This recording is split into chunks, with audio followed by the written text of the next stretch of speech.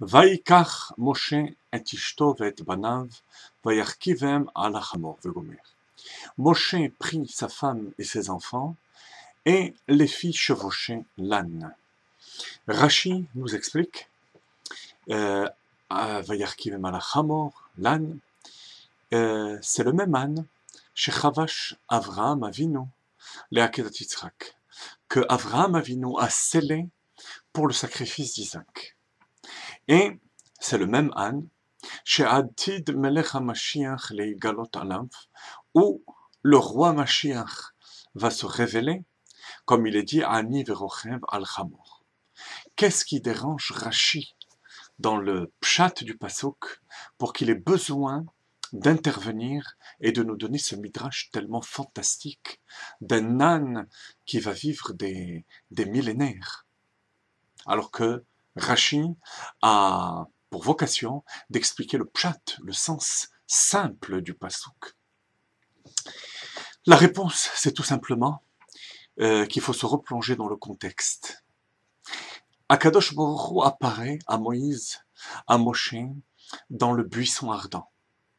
À la suite de cela, une discussion de 7 jours s'ensuivit, pendant laquelle Dieu annonce à Moshe Rabbeinu qu'il l'a choisi comme rédempteur, et Moshe Rabbeinu refuse.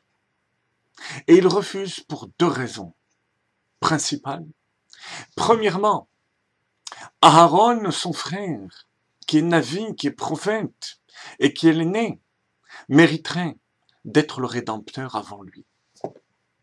La Hanava de Moshe Rabbeinu, l'humilité de Moshe Rabbeinu, qui s'exprime à travers cet argument.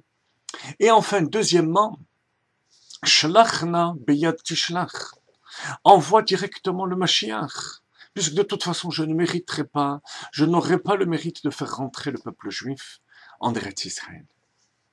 Et on peut dire que à travers l'âne qui va être utilisé, Akadosh Baruch Hu répond aux 2 arguments de Moshe Rabbeinu. Et c'est la raison pour laquelle Rashi nous fait remarquer Ha-Chamor, l'âne spécial, chez Chavash Avraham Avinu, Laakod et Beno. Regarde l'âne que Avraham Avinu a scellé lui-même. Le Midrash dit qu'avant Avraham, pas un seul homme a scellé son propre âne. Ce sont les serviteurs, les palefreniers qui scellent le Hamor. Et il l'a fait sans se poser de questions, et même lorsqu'il s'agissait de sacrifier son propre fils. Et toi, tu discutes parce que tu as un argument de priorité d'Aaron par rapport à toi.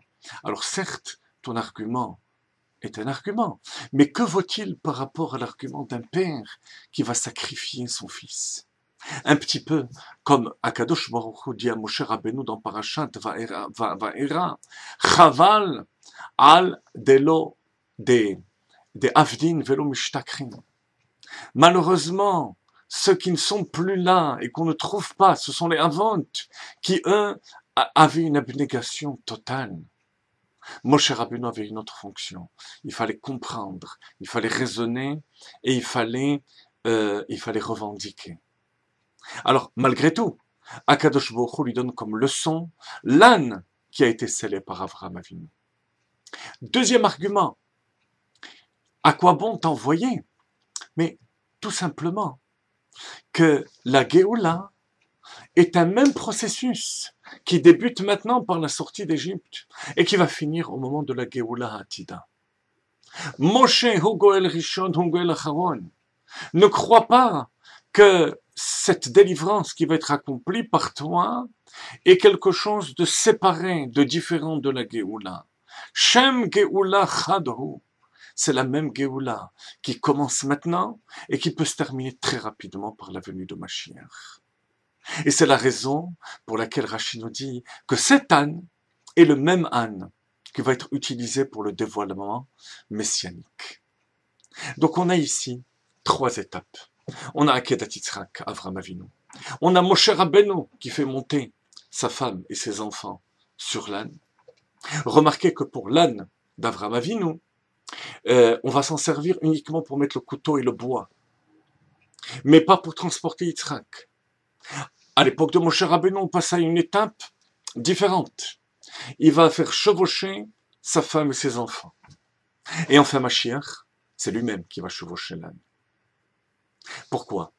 Parce qu'il s'agit là de 3 étapes évolutives. À l'époque d'Avraham Avinu avait commencé les Shnei Alafim Torah, la préparation Matan Torah, donc la fusion entre le matériel et le spirituel. Mais malgré tout, le matériel qui est symbolisé par l'âne, parce que Hamor sont les mêmes lettres que Chomer, ne va servir non pas à Avraham, non pas à Yitzhak, mais aux moyens qu'on va utiliser pour les mitzvot, le couteau et le bois. Et avec cela, il va falloir sceller, violenter la matière. Chavash, chavash ça veut dire penser, ça veut dire attacher l'âne. Parce que la matière n'est pas encore raffinée. Il va falloir la briser. C'est l'époque d'avant Matan Torah. Moshe Rabbeinu, c'est après l'exil. À la fin de l'exil, on se prépare à Matan Torah. Alors là, on pose sa femme et ses enfants. C'est déjà plus proche de soi. Il ne s'agit pas des outils, il s'agit de sa femme et de ses enfants. Et il n'y a plus besoin de violence par rapport au monde matériel.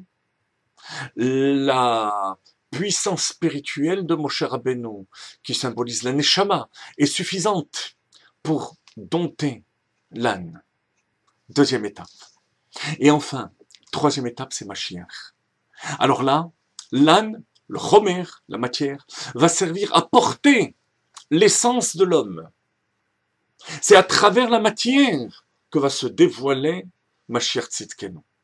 Et là, on ne dit pas que Mashiach se pose, il se dévoile. C'est la matière qui permet le dévoilement de l'homme. C'est notre époque. Le monde matériel est là pour dévoiler la présence d'Akadosh Baruch Hu, pour dévoiler la Géoula à Amitit et Hashlema. Alors certes, il y a ces 3 étapes dans la vie de chaque individu. Il y a un moment où il faut briser la matière, la rejeter, lorsqu'on n'a pas assez de force. Alors on fuit l'épreuve.